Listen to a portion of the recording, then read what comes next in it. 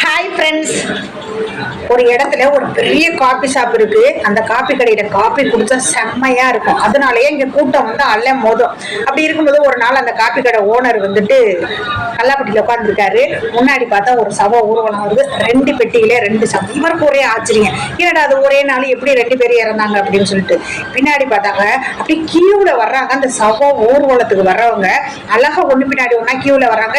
இவருக்கு ஆச்சரியம் இன்னும் மேல போயிருச்சு. சரி இதை கேட்கலாம் அப்படின்னு சொல்லிட்டு பாக்குறாரு. ஒருத்தர் அந்த சவப்பெட்டிக்கு பின்னாடி ஒரு கருப்பு நாயோட போய்க்கிருக்காரு.